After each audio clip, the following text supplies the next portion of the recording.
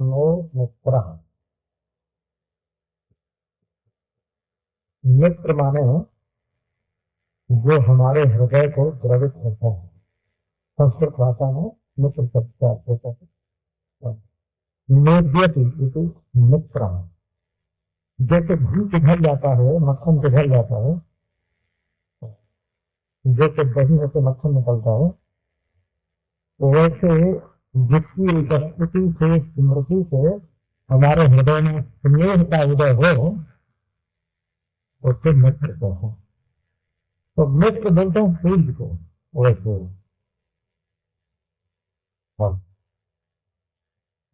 मित्र से तत्वता सर्वाणि भूतानि समिक्षन्ता।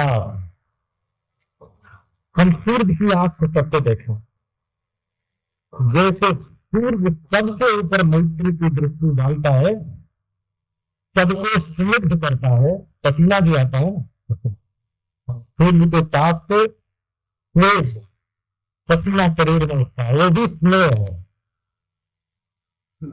तो जो हमारे शरीर में उष्णता बनकर बैठा हुआ है, स्नेह बनकर बैठा हुआ है, वो हमारा कल्याण करेगा।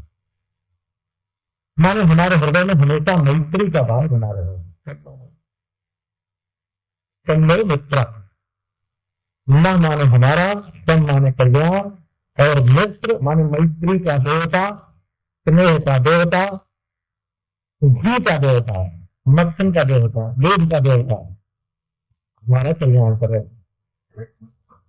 हमेशा हमारे हृदय में स्नेह बना रहे।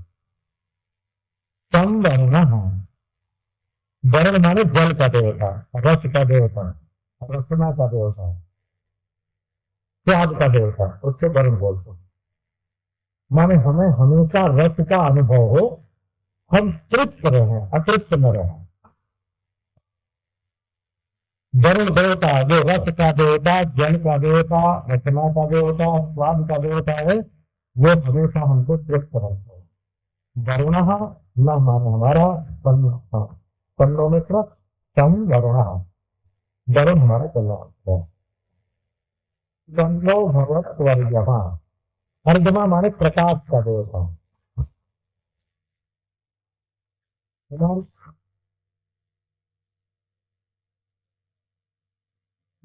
इंद्रो, वो संतो इंद्रो नहीं बोलना। हाँ, इंद्रो के पहले जो न होता है, उसमें न विसर्ग रहेगा, न विकार नहीं रहेगा, खाली ज्ञान रहेगा। तम न इंद्रो बृहस्पति। इंद्र माने हाथ का देवता, वर्षा का देवता, खेती का देवता, स्वर्ग सुख का सम्राट, वो हमारे लिए कल्याणकारी हो, मानो हम हमेशा अपने हाथों से सत्कर्म करें। तन्नो बृहस्पति, बृहस्पति माने वाणी का देवता। तन्नो इंद्रो बृहस्पति, बृहस्पति माने वेद का देवता, वाणी का देवता, और हम जो बोलते हैं उसका देवता, वो हमारा कल्याण करे। माने हम ऐसी बात बोले हैं जो हमारे लिए और दूसरों के लिए कल्याणकारी हो। तन्नो विष्णु उरुक्रमः, विष्णु माने गति का देवता, पाद का देवता। ये जो लोगों का पांव छूटे हैं ना, प्रणाम करते हैं, तो वो हड्डी मांस शाम के मतलब पांव से प्रणाम नहीं किया जाता। पाद में गति का देवता विष्णु का निवास माना जाता है। अगर वो न हो तो आदमी एक कदम भी चल नहीं सके, उन्नति की ओर भी नहीं चल सके और अवनति की ओर भी नहीं चल सके। तो जिसके मन में उन्नति की वासना होती है, विष्णु की शक्ति उसको उन्नति की ओर ले जाती है। और जो विष्णु से विमुख होकर के पाप की ओर देखता है, बुराई की ओर देखता है, वो तो वही शक्ति पीछे की ओर ले जाती है। पांव से आदमी पीछे फिसल भी जाता है और आगे बढ़ भी जाता है। तो पांव में बैठे हुए हैं कौन? विष्णु देवता। वो आकाश के भी देवता हैं, जो वैकुंठ के देवता हैं, गोलोक के देवता हैं, साकेत के देवता हैं, व्यापक देवता हैं। जो उरुक्रम है, उरुक्रम है माने नाना प्रकार का पाद विन्यास, नाना प्रकार की गतियां उन्हीं के द्वारा होते हैं। तो वे हमारा कल्याण करें, माने हम पांव से चल के अच्छी जगह जाए, वाणी से अच्छी बात बोले, हाथ से अच्छा काम करें, और आंख से अच्छी वस्तु देखें, और हमेशा हमारा मन और वाणी रसास्वाद से तृप्त रहे, और हमारा हृदय स्नेह से भरा रहे। सन्नो मित्रः संवरुणः सन्नो भवत्वर्यमा सन्न इंद्रो बृहस्पतिः सन्नो विष्णु विरुक्रमः। आवाज सुनो। ये तो शांति बात कहते हैं ना, तो देखो कैसी बढ़िया, कैसी बढ़िया बात आप रोज बोलते हैं। तो इसको केवल सत्संग में ही बैठ के न बोलें, अपने व्यवहार में ऐसा बोलें, अपने घर में ऐसा बोलें, और रोज रोज आपका ऐसे ही बोले, आपके दिल में स्नेह बना रहे हैं।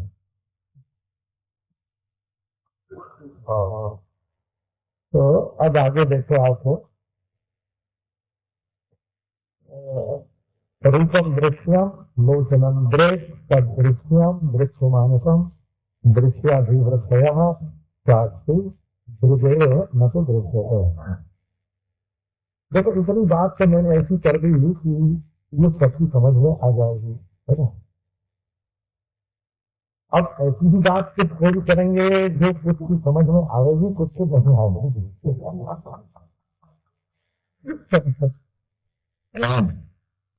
इसमें घबराना नहीं, क्योंकि बार बार सुनोगे तो वो तुम्हारी समझ में, जिनकी समझ में नहीं आती है उनकी समझ में आने लगेगी। कई लोग 20 बरस से सत्संग करते हैं और कई लोग महीने भर से आने लगे हैं, कई लोग आगे ही आए होंगे पहले, ऐसा भी हो सकता है। तो थोड़े दिनों तक लगातार सुनते रहने से वो बात समझ में आएगी, घबराना है। हम तो श्री उड़िया बाबा ने महाराज ने बताया था कि जब गांव में भिक्षा लेने के लिए साधु जाता है तो 4 घर में मिलती है, 4 घर में नहीं मिलती है, लेकिन पेट भरने लायक तो मिल ही जाती है। भले 4 घर में नहीं मिली तो क्या हुआ, है? और आज नहीं मिली 4 घर में तो कल मिलेगी, संतोष रखो, है? जाते रहो, कभी न कभी मिल ही जाएगी। तो सत्संग में भी जाते रहना चाहिए, 1 दिन 2 दिन 4 दिन, ये मत डरो कि हमारी समझ में नहीं आता है। जो तुम्हारी समझ में आ गया है या समझ में आता है, यदि वही तुम सत्संग में सुनते हो तो तुम्हारी समझ बढ़ेगी नहीं। कुछ ऐसा भी सुनना चाहिए जो अभी तक नहीं सुना है, नहीं जाना है, ऐसी नई बात भी सुननी चाहिए। तो अब आओ दृष्टा के बारे में आपको 5 बात सुनाते हैं, है ना। तो मनुष्य को पहली दशा में ऐसा मालूम पड़ता है कि मैं करता हूं, मैं भोगता हूं और मैं जानता हूं।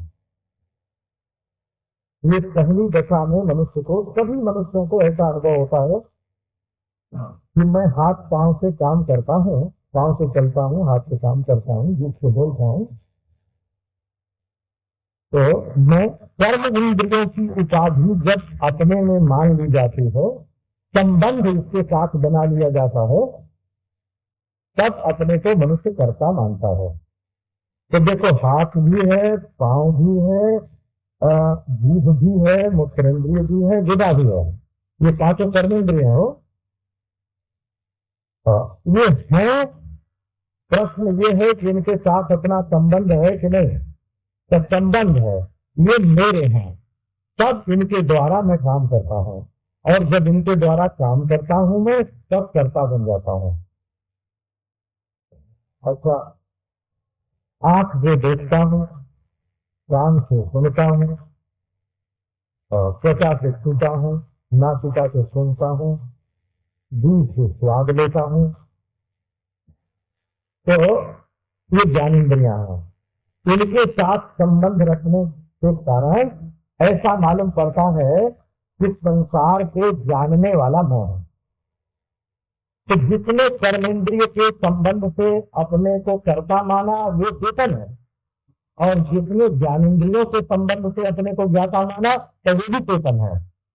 अच्छा, आप देखो, मन में सुख होता है, दुख होता है, राग होता है, द्वेष होता है, हाँ, काम, क्रोध, लोभ, मोह, हाँ, ये बुरी बातें भी होती हैं। और दान की वृत्ति, सेवा की वृत्ति, प्रेम की वृत्ति, उदारता की वृत्ति, ये भी अंतःकरण में आती है। तो इन वृत्तियों के साथ संबंध जोड़ करके, है ना, ये चेतन ऐसा मानता है कि मैं सुखी हूँ, दुखी हूँ, रागी हूँ, द्वेषी हूँ, सद्गुणी हूँ, दुर्गुणी हूँ, ऐसा। तो ये जो अंतःकरण, बाह्य ज्ञानेन्द्रिय और कर्मेंद्रिय, इनके साथ अपना संबंध मान करके हम अपने को कर्ता, भोक्ता और ज्ञाता ये मानते हैं। इसी को, इसी कर्ता, भोक्ता, ज्ञाता को व्यवहार में, लोक व्यवहार में जीव माना जाता है। जीव, उसका नाम लोक व्यवहार में जीव होता है। चेतन है ना, चेतन है, मन है, ज्ञानेन्द्रियां हैं, कर्मेंद्रियां हैं, शरीर है, और संसार के विषय हैं। संसार के विषय भी हैं, देह भी है, कर्मेंद्रियां हैं, ज्ञानेन्द्रियां हैं, मन है और चेतन है।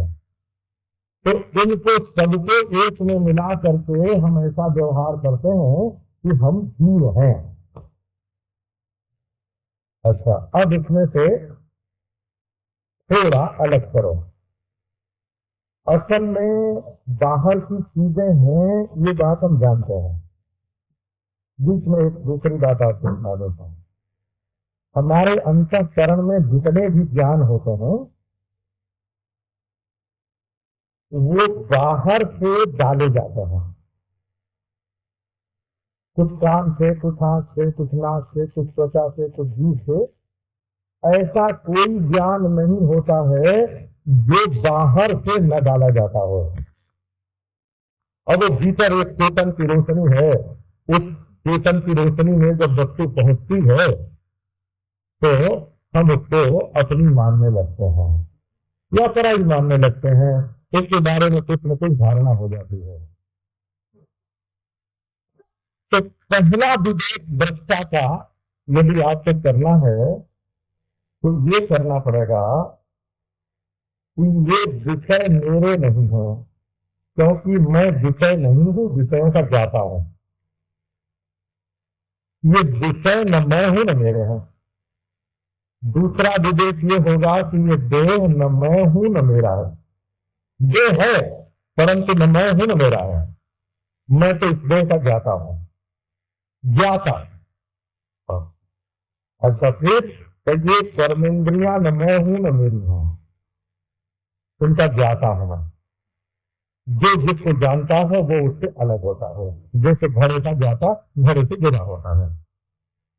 अच्छा, ये ज्ञान इंद्रियां हैं, आंख, कान, नाक, ये सब अलग अलग हैं और मैं एक हूँ। ये तो पांच हैं, और कभी कोई इंद्रिय काम करती है, कभी कोई नहीं करती है, कभी सब नहीं करते हैं, पर मैं तो एक हूँ, इनसे अलग हूँ। अच्छा, अब और बात देखो कि मन में कभी सुख आता है, कभी दुख आता है, कभी किसी के प्रति जलन होती है और कभी ही राग होता है। ऐसा कभी द्वेष होता है, कभी दया आती है, कभी घृणा आती है, कभी ग्लानि होती है, और कभी उदारता चित्त में आती है। इनमें से कोई भी वृत्ति टिकाऊ नहीं होती है। जैसे एक आदमी को हम कभी उदारता करके देखते हैं और ये उसके बारे में धारणा बना लेंगे कि ये बड़ा उदार है, तो एक दिन ऐसा देखेंगे कि ये बड़ा कृपण है, दयाना पैसा भी नहीं छोड़ता है। हाँ, क्योंकि उदारता हमेशा नहीं रहती और कृपणता भी हमेशा नहीं रहती, वो बदलती रहती है। इसलिए धर्मात्मा लोगों का ऐसा कहना है कि जिस समय धर्म की कोई वृत्ति मन में उदय हो, उसको तत्काल ही पूरा कर देना चाहिए, पीछे के लिए बाकी नहीं छोड़ना चाहिए। नहीं तो फिर मन दुविधा में डाल देता है, और दुविधा में डालने पर जो धर्म का फल है ना, वो घट जाता है। दुविधा में पड़ने से जो धर्म का फल है वो घट जाता है, इसलिए तत्काल ही पूरी कर देना, ये इसके संबंध में शास्त्र का निर्णय है। हम धर्मशास्त्र के बड़े जानकार हैं, हम आप लोगों को मालूम हो कि है ना। हाँ, माने हम भक्ति वेदांत की बात यहाँ करते हैं ना, तो हमारा फंड जरा दूसरा हो गया। तो ये भक्ति और वेदांत, धर्म में तो वाद विवाद भी होता है, शास्त्रार्थ भी होता है, और भक्ति में तो वाद विवाद नहीं, शास्त्रार्थ नहीं, वाद भावलंब्या, विवाद नहीं करना। क्यों? बाहुल्यावकाशात, वाद विवाद तो बढ़ता जाएगा बढ़ता जाएगा, जिंदगी भर के लिए उसमें फंस जाओगे। ये धर्म की जो लड़ाई है वो क्या कभी आदिकाल से अब तक खत्म हुई है? तो जब खत्म नहीं है तो उसमें जब हम एक पार्टी पकड़ेंगे तो उसकी ओर से हमको हमेशा लड़ाई करनी पड़ेगी।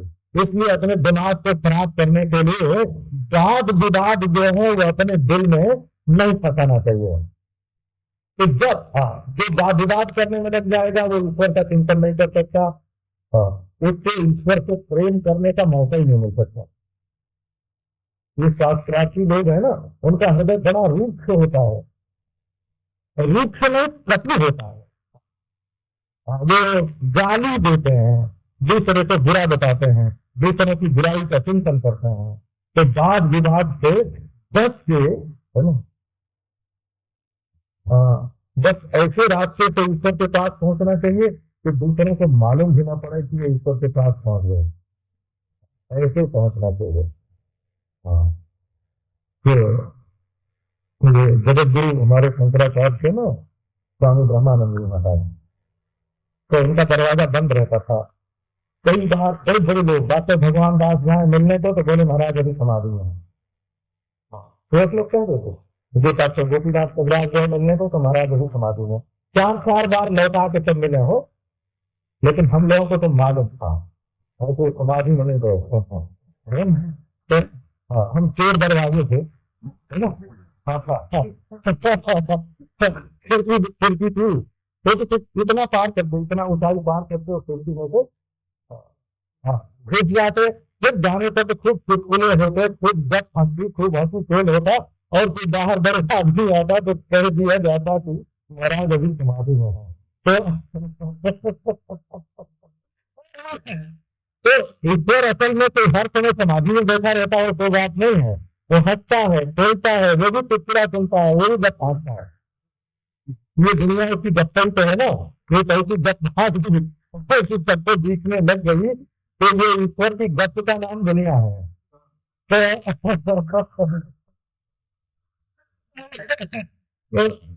इसमें आप लोग वाद विवाद के झगड़े में नहीं पड़ के सीधे रास्ते पे चले। ये जो ज्ञाता है, ये आप कर्म से भी ज्ञाता है, भोग से भी ज्ञाता है, और वृत्तियों से भी ज्ञाता है। तो अपने में कर्म का संबंध, भोग का संबंध, द्रव्य का संबंध और वृत्तियों का संबंध। द्रव्य का संबंध माने मिट्टी पानी आग का संबंध है, और इनसे बने हुए देह का संबंध, ये भी द्रव्य है, और इनसे होने वाले कर्म का संबंध, और इन कर्मों को करने वाली इंद्रियों का संबंध, इसमें जो अंतःकरण है उसका संबंध, और उसमें होने वाली वृत्तियों का संबंध, इसमें सुख दुख राग द्वेष आदि जो होते हैं। एक बार संबंध को काट दीजिए। आप करता नहीं है, भोगता नहीं है, देही नहीं है ना, देह नहीं है, और देह के कारण जो आप में आरोपित है वो भी नहीं है, उससे छोड़ मत देना। बोला ये मनुष्यपना भी आप में देह के कारण आरोपित है। ब्राह्मणपना, क्षत्रियपना, वैश्यपना, शूद्रपना, ये कहीं आपके साथ जुड़ा हुआ थोड़ा ही है। ये मनुष्यपना, ये सब जो आपके अंदर है, वर्ण आश्रम, वैष्णवपना, सन्यासीपना, ये महाराज कुछ जनेऊ से आया है, तो कुछ तिलक से आया है, तो कुछ कंठी से आया है, ये सब बाहर से शरीर में आया और अपने आप में आरोपित हो गया। तो एक बार आप अपने को ज्ञाता के रूप में पहचाने कि मैं जिनको जानता हूँ उनसे मैं जुदा हूँ, क्योंकि जो जिसको जानता है उससे वो जुदा होता है। जैसे आदमी अपने कंधे पर बैठ नहीं सकता, इसी तरह अपने को जान नहीं सकता है। इसलिए जिसको तुम जान रहे हो उससे अपने आप को अलग कर लो। ये जो ज्ञाता है, अच्छा तो ज्ञाता का नाम साक्षी दृष्टा है। तो बोले नहीं, अब आपको अब यहाँ से शुरू करते हैं। ये जो 5 बात आपको समझाने की पहले सुना थे दृष्टा के बारे में, 5 बात सुना है। उसमें पहली बात ये है कि आप अपने को ज्ञेय से विलक्षण ज्ञाता समझो। आप कर्म, वृत्ति, भोग, देह, द्रव्य, संसार के वर्ण आश्रम, ब्राह्मण क्षत्रिय वैश्य शूद्र, ब्रह्मचारी गृहस्थ वानप्रस्थ सन्यासी, ये सब आप नहीं हो, ये सब आप में आरोपित हैं। आप ज्ञ हो, आप ज्ञाता हो, ज्ञाता। अब आपके सामने देखो, इस ज्ञाता पने में एक सवाल उठाता हूं। हम लोग तो पहले महाराज है ना, बच्चे थे जब एक मजाक करते थे।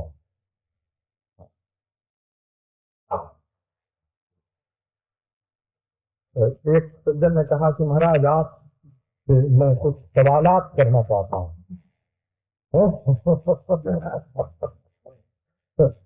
बोले बाबा माफ करो, हमको सवालात नहीं चाहिए, न 1 लाख चाहिए न सवालात।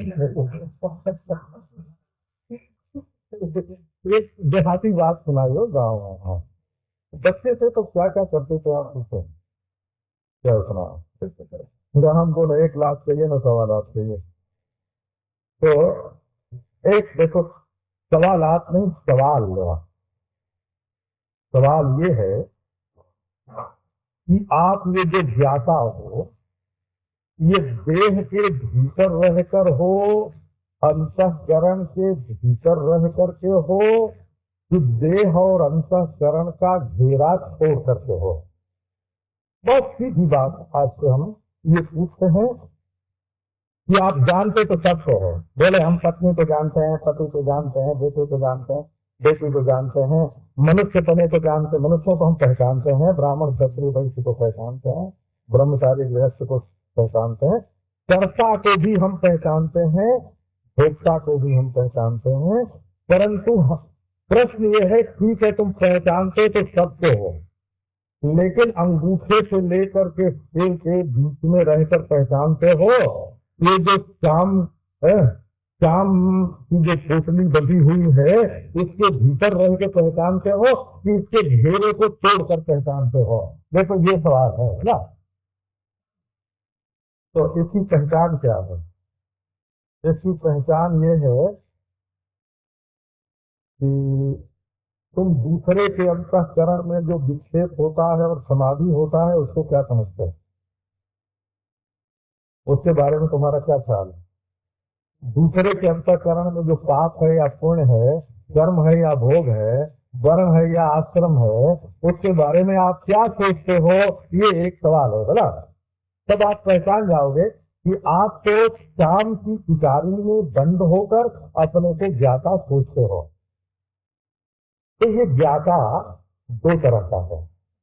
एक आभास चैतन्य में ज्ञातृत्व का आरोप होता है और एक प्रमात्र चैतन्य में आभास ज्ञातृत्व का आरोप होता है। दोनों आरोप हैं। आरोप माने दूसरे को दूसरा समझना। ये दोनों आध्यात्मिक है। तो कैसे? तो आभास का मतलब तो ये होता है कि अंतःकरण में एक प्रकाश प्रतिबिंबित होता है, एक फल उसको बोलते हैं, संस्कृत भाषा में उसको फल बोलते हैं। ये फल और प्रतिफल जैसे बोलते हैं, जैसे आपने आंख से घड़े को देखा, ये घड़ी है, घड़ी के का नाम क्यों लो, घड़ी है, तो ये किताब है, ये फूल है। इस जगह इस समय आंख से रोशनी में आपने फूल देखा। अब सवाल असल में ये है कि ये जो आपने देखा, ये देखने का फल ये हुआ कि मैं फूल को जानता हूं। देखना हुआ प्रमाण है ना, और मैं देख रहा हूं, मैं फूल को पहचान रहा हूं, ये फूल है, ये रूमाल है, ये किताब है, ये घड़ी है। तो ये जो अपने साथ इस वृत्ति ज्ञान को जोड़ लिया ना, तो ये वृत्ति में प्रतिफलित जो ज्ञातृत्व है, इसको आभास बोलते हैं। वेदांत की भाषा में इसको आभास बोलते हैं। आभास माने प्रतिफलित। तुमने आंख से देखी किताब या किताब में देखा दृष्टा है, या दृष्टा पूरा नहीं देखा, द्र देखा और सा देखा। तो अब जो तुम्हारे अंतःकरण में मैंने दृष्टा शब्द पढ़ लिया, मैंने द्र अक्षर देख लिया, ये जो मैंने जान लिया, मैंने देख लिया, ऐसी जो वृत्ति से युक्त जो तुम्हारा मैं बना है, इसको आभास चेतन बोलते हैं। ये वृत्ति में प्रतिफलित चेतन है। अच्छा, अब इसका फर्क क्यों हुआ? तो फर्क क्यों हुआ कि देखो, तुम तो समझते हो कि मैं घड़े को देख रहा हूं, मैं घड़े को जानता हूं, लेकिन एक आदमी दूसरा यहाँ बैठा है, वो न घड़े को देख रहा है न घड़े को जान रहा है। तो तुम्हारे अंतःकरण के आकार में और उसके अंतःकरण के आकार में फर्क है कि नहीं? तो उसके अंतःकरण में और तुम्हारे अंतःकरण के आकार में फर्क है।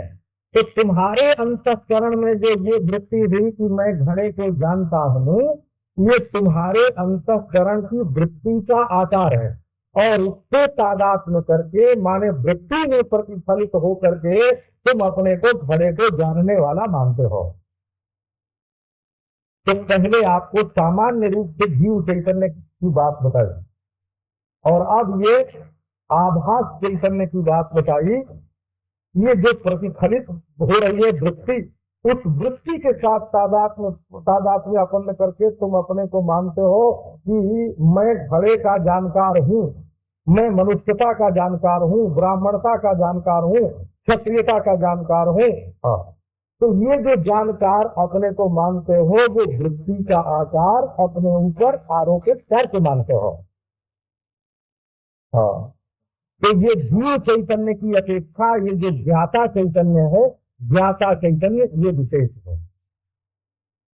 इस ज्ञाता चैतन्य को ही प्रमाता चैतन्य बोलते हैं। लेकिन इस प्रमाता में दो भेद है, एक अवस्थेदवाद और एक आभासवाद। तो पहले जो सुनाया कि मैं घड़े को जानता हूँ इसलिए घड़े से न्यारा हूँ, मैं घड़े को जानता हूँ इसलिए घड़े से न्यारा हूँ, मैं देह को जानता हूँ इसलिए देह से न्यारा हूँ। पर अंतःकरण में ये जो वृत्ति है, अहम प्रत्यय है, अहम घटज्ञ, मैं घट का ज्ञाता हूँ, इस प्रत्यय के साथ माने इस वृत्ति के साथ तादात्म्य करके ही तुम अपने को घड़े को जानने वाला मानते हो।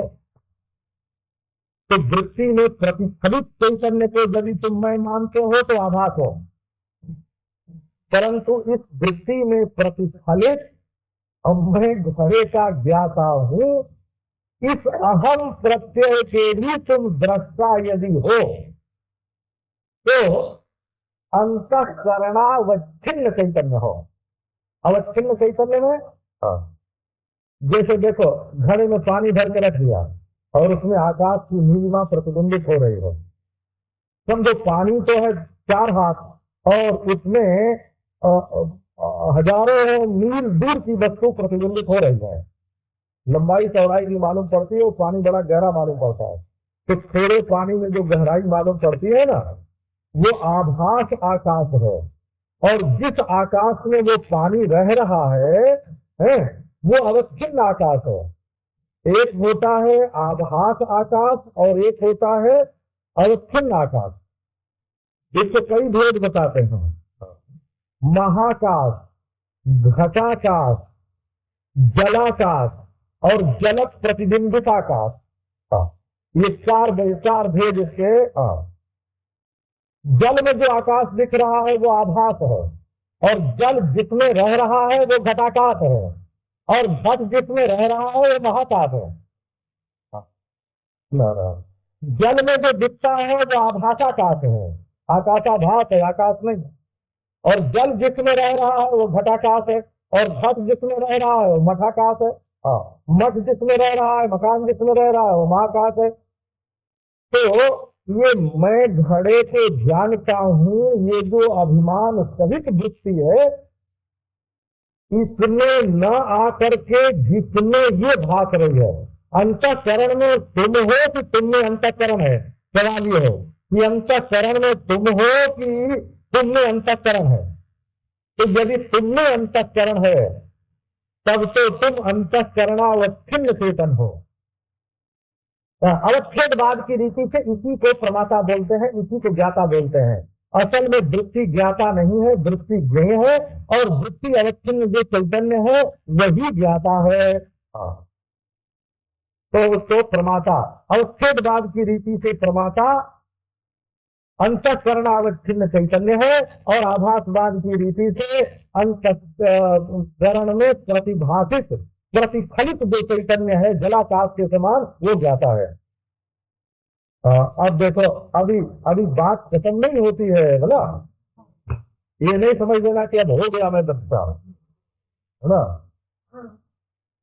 यदि वस्तु को समझोगे नहीं तो तुम्हारी अनुभूति जो है वो देखेगी पत्थर और समझेगी हीरा। सच्चाई का ज्ञान ही नहीं होगा।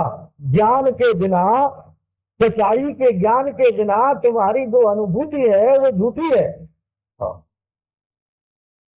अच्छा, अब देखो, अब दो प्रश्न उठाते हैं। ये जो अवच्छिन्न दृष्टा है, सचमुच ये अंतःकरणावच्छिन्न दृष्टा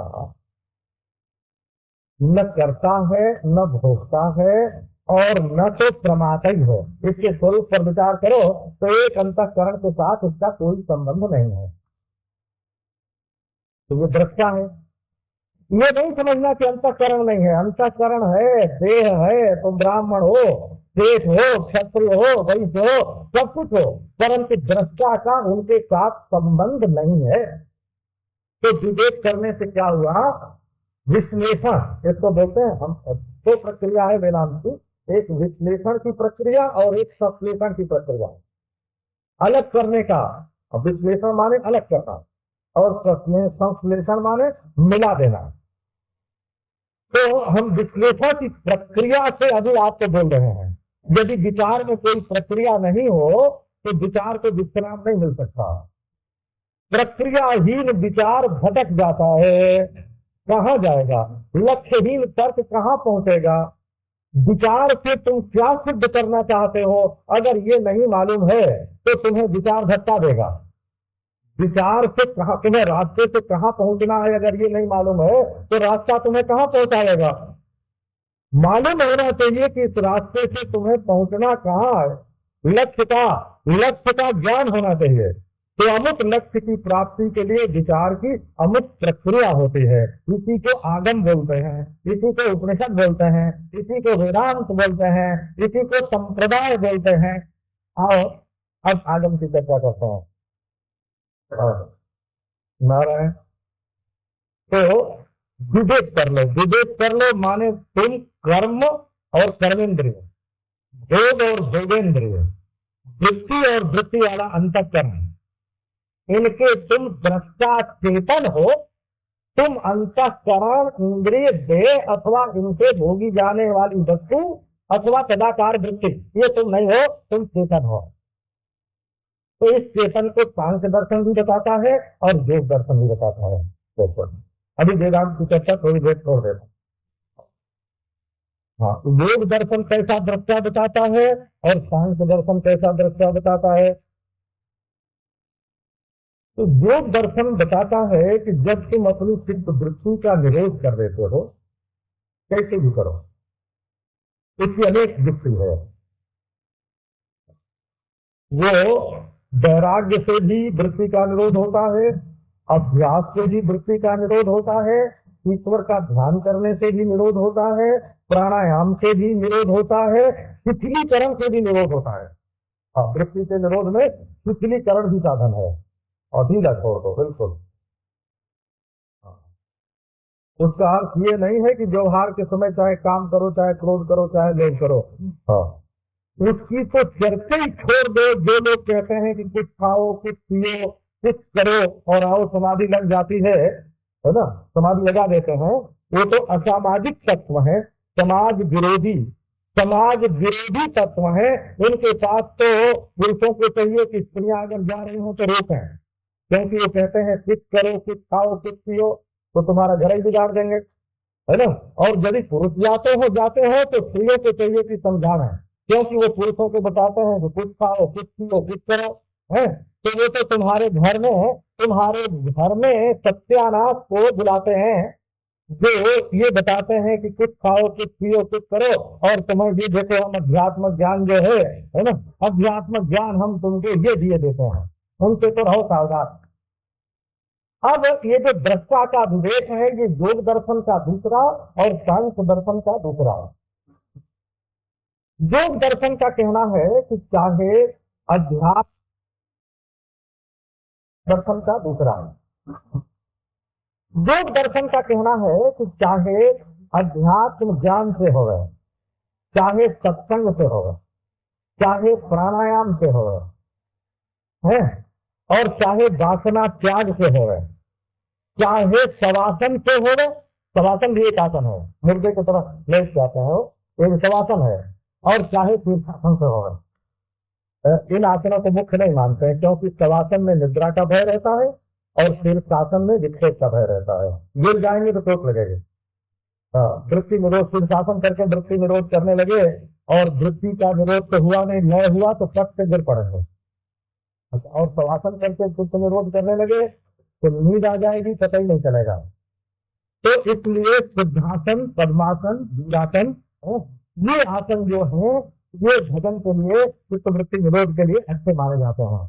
सावधान बैठ के कहना चाहिए, चलो ढीला छोड़ दो। यदि तनाव बना रहेगा तो अहम और प्रत्यय का संबंध बना रहेगा, छूटेगा नहीं। इसलिए वृत्ति को पकड़ने का जो संबंध है उसे छोड़ दो। चित्त वृत्ति का निरोध हुआ तो निरोध पर साफ मालूम पड़ता है कि इस निरोध को भी मैं देख रहा हूँ, इस निरोध को भी मैं जान रहा हूँ। तो उस समय अंतःकरण का विक्षेप जब था तब भी मैं जानने वाला, और जब निरोध है तब भी मैं जानने वाला। इसलिए निरोध काल में दृष्टा जो है उसके संबंध का ध्यान नहीं होता है। निरोध काल में माने अंतःकरण मेरा है, इंद्रियां मेरी हैं, कर्म मेरे हैं, भोग मेरे हैं, वृत्तियां मेरी हैं, वर्णाश्रम मेरे हैं, इन सब भानों का, प्रतीतियों का निरोध हो जाता है। और निरोध हो जाने पर उस निरोध का जो साक्षी है, निरोध का जो दृष्टा है, वो अंतःकरण में बना हुआ नहीं है। योग दर्शन की दृष्टि से वो आत्मा विभु है। परंतु इसमें दोष क्या है कि जब इस निरोध का वित्थान होता है तो योग दर्शन के मत में तत्काल वृत्ति के साथ सारूप्य हो जाता है। ये योग दर्शन में माना हुआ है, सदा दृष्टि स्वरूपे स्थानम वृत्ति सारूप्यम इतरत्र। तो योग दर्शन में संबंध का अभान मात्र ही होता है। माने जितनी देर तक तुम समाधि में रहो, निरोध में रहो, उतनी देर तक संबंध की अप्रतीति अभान हो जाएगा, मानो संबंध मालूम नहीं पड़ेगा। और जहां जागे कि कहा ये मेरा शरीर, ये मैं, ये मेरा अंतःकरण, ये इंद्रियां, ये कर्म, ये भोग, तुरंत कर्ता भोक्ता होकर के बाहर व्यवहार में आ जाएंगे और वासना के अनुसार काम होने लगेगा। निरोध समाधि की प्रबलता से वासना का अभिभव हो जाता है, तब वो क्षीण हो जाते हैं। यही बात सच्ची है। हाँ, लेकिन सांख्य दर्शन का जो दृष्टा है वो उसमें दृष्टा है। वो ये नहीं कहता है कि केवल संबंध का अभान चाहिए। वो तो कहते हैं कि संबद्ध वस्तु से विवेक मात्र कैसे हो। विवेक माने विश्लेषण।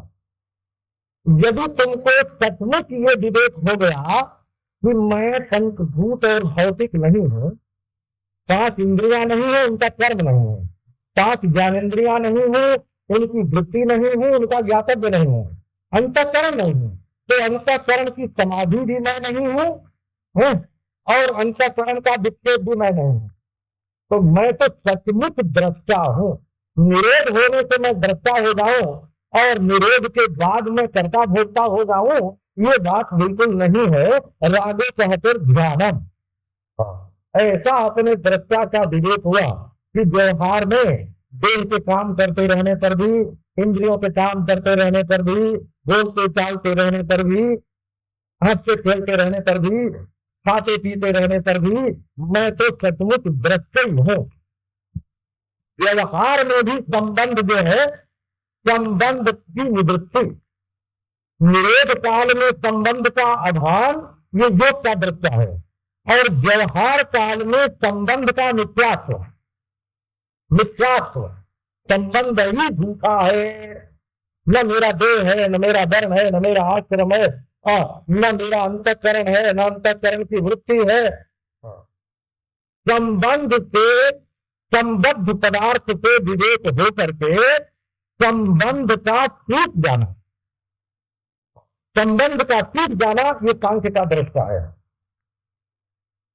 अभी वेदांत का दृष्टा रह गया हो ना। ऐसा वेदांत के दृष्टा में क्या फर्क है? तो आपसे पहले बताया, एक सामान्य रूप से जीव, फिर विशेष रूप से ज्ञाता। ज्ञाता के 2 भेद, एक आभास चेतन और एक अवच्छिन्न चेतन। और अवच्छिन्न चेतन एक योगोत्तर रीति से और एक सांख्योत्तर रीति से, ये विवेक हुआ। अच्छा, अब देखो, ये जो सांख्योत्तर रीति से जो दृष्टा चेतन है, ये एक किताब है और एक दृष्टा है। इतना हुआ कि किताब है तो सही, परंतु ये न मैं हूं और न मेरी है, परंतु किताब है। सांख्य का विवेक द्वैत को नहीं मिटाता, द्वैत के संबंध को मिटाता है। और योग का जो दृष्टा है, वो संबंध को पूरी तरह से नहीं मिटाता, संबंध के भान को मिटाता है। समाधि काल में संबंध का भान नहीं होता, परंतु व्यवहार काल में संबंध का भान होता है। और सांख्य जो है वो विवेक के द्वारा संबंध को ऐसा काटता है कि जो कुछ हो रहा है तो प्रकृति और प्राकृतिक में हो रहा है, और मैं तो निष्क्रिय, निरंजन, निर्विकार दृष्टा हूं। ये विवेक हुआ। अब वेदांत कहता है कि जब तक एक वस्तु है और तुम उससे अलग हो, माना कि उसके साथ तुम्हारा कोई संबंध नहीं है, लेकिन चीज तो 2 है ना। तो वेदांत दर्शन कहता है कि चीज 2 नहीं है। ये विश्लेषण की प्रक्रिया को संश्लेषण में बदल देने वाली वस्तु जो है ना, तो वेदांत का ज्ञान जो है वो पहले सबसे अलग करते करते करते ऐसी जगह पर पहुंचाता है जहां एक खच आवाज होती है, खच आवाज होती है, और दूसरा नहीं रहता है, अपना आप ही रहता है।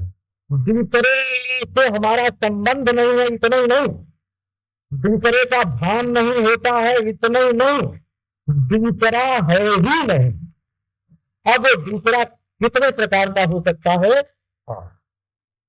दूसरा एक देश में दृष्टा है और दूसरे देश में दूसरा है, एक काल में दृष्टा है, दूसरे देश में दूसरा है। एक वस्तु चेतन वस्तु दृष्टा है और जड़ वस्तु दृश्य है।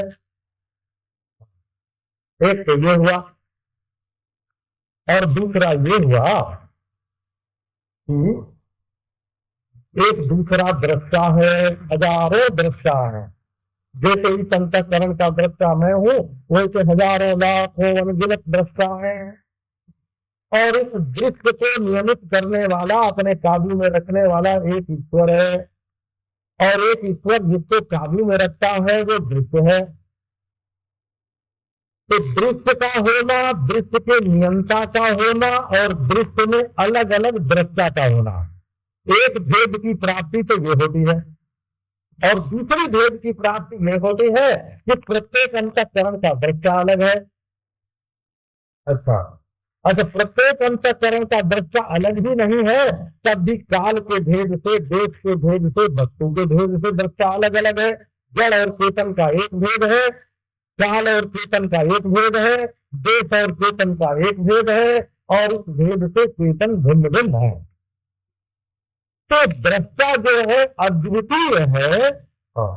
ये जो वेदांत का सिद्धांत है कि दृष्टा अद्वितीय है, उसको समझने के लिए, उसको समझने के लिए वेदांत की प्रक्रिया जो है उसका अवगम आवश्यक है। अब एक बात और सुनाते हैं कि हमसे लोग ऐसा कहते हैं कि देखो केवल संबंध का ही अभान या विवेक हो जाने दो।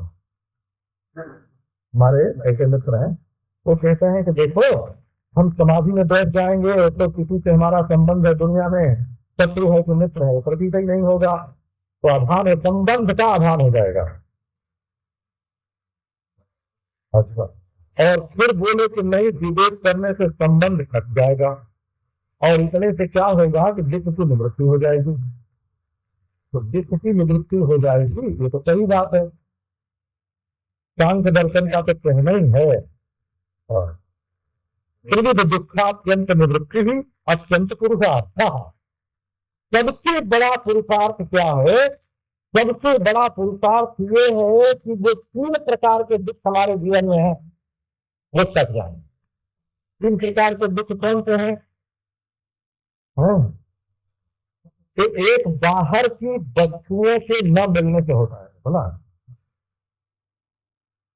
ये, और एक कोई अचानक अतर्कित अकल्पित जैसे ऊपर से वज्र गिर रहा हो ऐसा दैवी दुख आ जाता है।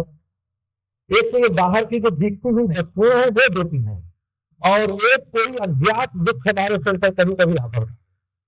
तो अज्ञात दुख जो आता है वो तो दैवी है, और जो भौतिक वस्तुओं से दुख मिलता है भौतिक है, और जिसमें न कोई बाहर निमित्त हो न भीतर निमित्त हो और अपने मन में ही हो, है ना, अपने शरीर में ही भीतर दुख बना ले, तो उसका नाम आध्यात्मिक दुख होगा। आध्यात्मिक माने मन के भीतर होने वाला दुख, मन में ही कल्पना कर लो।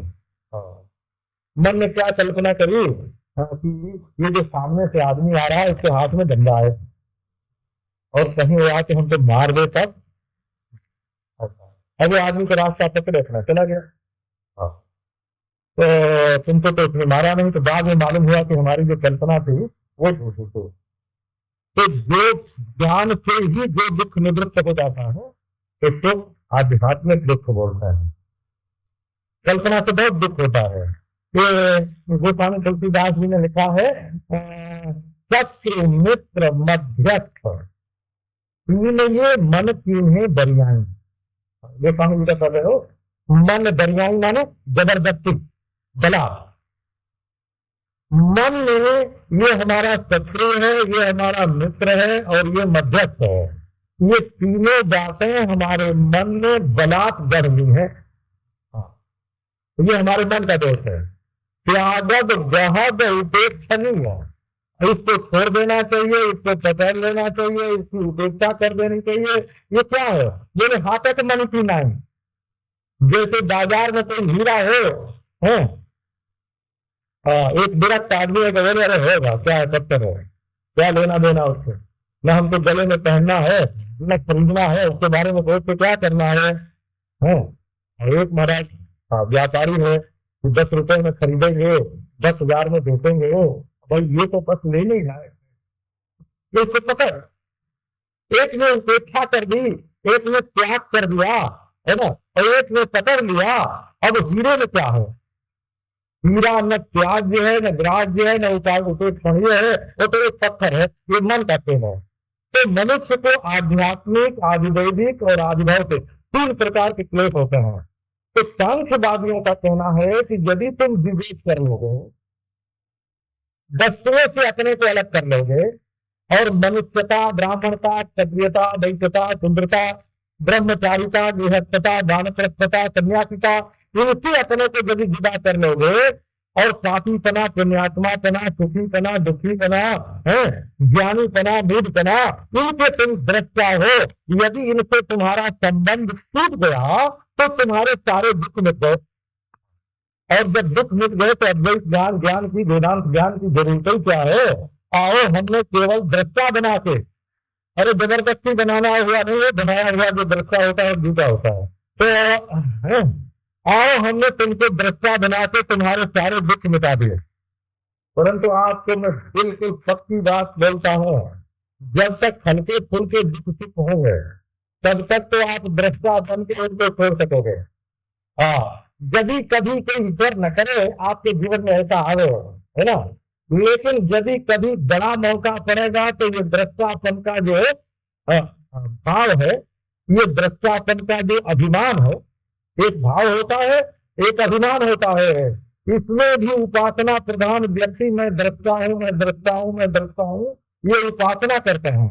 और जो उपासना नहीं करते हैं, भाव करते हैं कि मैं दृष्टा हूँ। यहाँ तक नहीं, जैसा सांख्य ने बताया है विवेक, वैसा विवेक हो जाने पर भी पूरे प्रकृति संगम पुनराधारे, जैसे पहले तुम दृष्टा थे और बीच में दृश्य से मिल गए, संबंध हो गया, ऐसे ही तुम फिर दृश्य से नहीं मिल जाओगे। इसका आश्वासन क्या है? तो बिना द्वैत की निवृत्ति के निर्भय पद की प्राप्ति नहीं होती। अब वेदांत में किस प्रकार के दृष्टा का निरूपण है आपके फिर ध्यान में आवे। सामान्य रूप से जीव, और जीव में ज्ञाता, और ज्ञाता में आभास ज्ञाता और अवच्छिन्न ज्ञाता है, और अवच्छिन्न में वेद की रीति से दृष्टा और सांख्य की रीति से दृष्टा, और फिर अद्वैत वेदांत की रीति से दृष्टा, और उस दृष्टा का ब्रह्मपना, ये वेदांत में समझने की बात होती है। उसके बिना परमानंद स्वरूप की अनुभूति, अद्वितीयता की अनुभूति, केवल दुख की निवृत्ति नहीं, केवल दुख की निवृत्ति नहीं, परमानंद स्वरूप की नहीं तो मैं दुख ले, संपूर्ण दुख दोष की निवृत्ति होकर, अज्ञान की निवृत्ति होकर के परमानंद स्वरूप ब्रह्मता की जो अवाप्ति है, ब्रह्मता की जो प्राप्ति है, वो वेदांत का प्रतिपाद्य है। अब वेदांत की चर्चा थोड़ी प्रेम से कल करेंगे वो।